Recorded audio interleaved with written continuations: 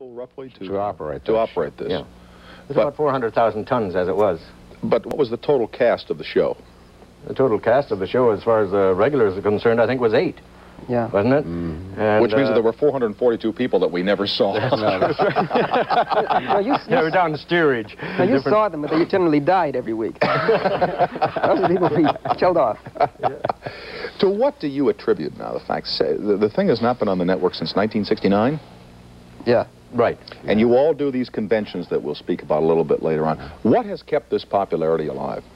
Well, Tom, all you have to do, to me, is to look at a show today. And we can look at them. Some shows I have not seen for 9 years. And you just look at them and you say, man, that was a great show. And not just because you were part of the cast, but because the whole story holds up. The stories had such fantastic content to them. Good writing? Absolutely beautiful writing. The whole concept from the start that Gene Roddenberry had, so that he could be able to say something for today, but put it 300 years from now and it wouldn't be censored. You understand? It was really a beautiful thing that you could now look at it and still say to yourself, wow, what a great show, because it had something for every age. Does the fact that you were Scotty, the engineer of the Starship Enterprise, has that in any way gotten in your way in continuing your career as an actor? Oh, yes, there's no doubt about it, because I have had producers that I have had worked for before Star Trek, and they'll say to my agent now, well, you know, but I don't want a Scotsman.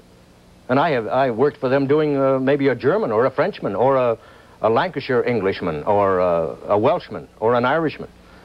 And they say, I don't want a Scotsman, because you become typed. And there's no way that you don't. But I think the whole thing is helping to pay off now by the very fact that we're going to be doing a feature motion picture. You know, and I think that what will probably happen is that they will have another feature motion picture after that, and another one after that. As long as they keep the quality up, and then I'm sure we'll all be happy to do it. And the original cast.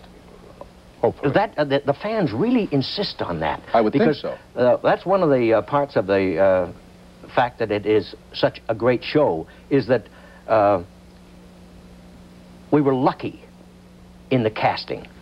You'd be surprised. You know, I have a friend of mine who's a dentist who used to work on the MGM lot, and he fixes the teeth of all the big stars, and he says everything depends on luck in this business. And for 35 years, his anniversary, his name is Charles Cavalieri, and his anniversary of 35th anniversary is this coming Thursday, the 5th of February, and he says it's no way that it isn't luck.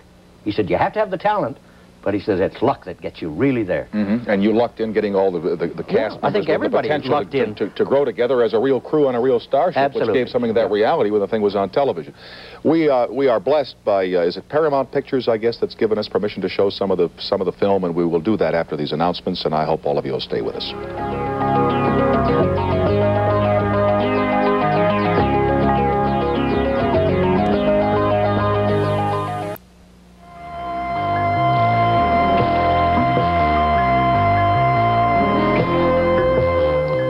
John just said one of the questions they're asked a lot is, how come there weren't any bathrooms on the Starship Enterprise? Because they have the blueprints. Give the answers. You want me to answer that? Oh, well, nobody ever goes to the bathroom on television. In any show that's ever been done, nobody ever goes to the bathroom. Well, this is you not see, done. On the Spaceship Enterprise, it was very easy because we did have phasers.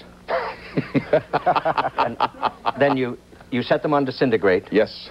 Aim carefully. And and aim carefully. And we only had a few losses of personnel in training camp. That's the way it's done. We aim to please, so please aim. Now, again, thanks to Paramount Pictures for helping us out. We have a portion of an episode called The Omega Glory, which ran during the 2nd season, I believe, here on NBC. And here is how it was and how it still is.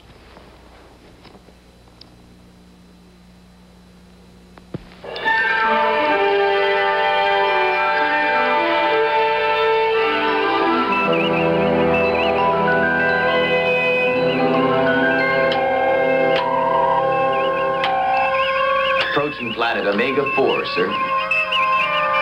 Object ahead. Another vessel in planet orbit, Captain.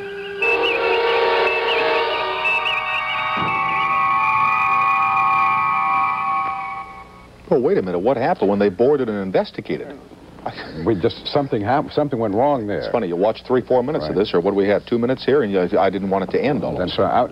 I wanted to tell you something, Tom. We were talking about the quality of this show a few minutes ago.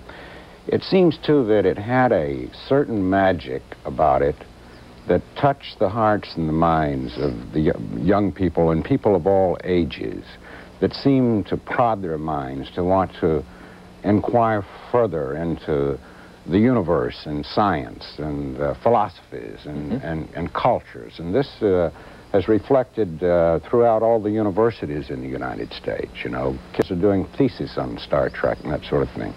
And to give you an example, while we were doing Star Trek, a thing that stands out in my mind particularly, a man brought his daughter to the set who was 15 years old, a deeply retarded child. And we occupied 2 sound stages. He didn't bring her directly onto the sound stage because she was tremendously excited about being there. And he explained to me that this girl had not uttered a sound in 15 years. And quite by accident, they flicked on Star Trek. And she began to make noises. And the father became very excited about it. Took her to a therapist. And she began to talk. So now, whatever it was that touched this child's mind is a very satisfying and worthwhile feeling. And our mail reflects that in all categories. People on the verge of suicide, I've received mail that have looked at this show, and their whole attitude about life seems to have changed. Have any of you found that the overriding philosophies as expressed by the writing and the craftsmanship in Star Trek itself has become a great part of your own personal philosophy of life?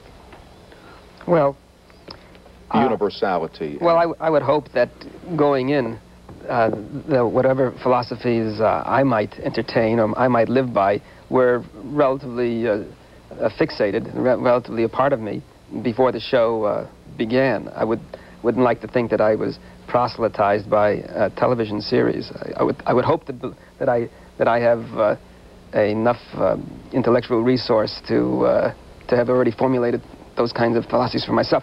I must say they are compatible with what I believe, very, very much so. But did this show touch you in any way other than professionally? I'll tell you how it touched me, and I think this is kind of insightful, if you'll bear with me a minute. The most extraordinary thing about the show for me is really the kind of ironic counterpoint that it has made in terms of my life pattern now and my lifestyle now. Here I am. I go to these Star Trek conventions, as we all do, and I'm quick to say that if it had been any other actor playing the same role, the same thing would have happened to them. But the adulation, the attention, the press, all of the positive things really do not reflect in any way my standing in the theatrical community. It is not as for me. It is not as easy for me to accept this kind of attention, knowing that at the same time I have to produce 2 ID cards to cash my, to get my groceries in Los Angeles. I'm saying that figuratively, but that to me is the most astounding thing, that the Star Trek phenomenon is the science fiction of my life, because it has nothing to do with my position in Hollywood, in Los Angeles, with my career, anything like that. It's totally, if anything, it's diametrically opposed to where I am. There's another interesting aspect to it.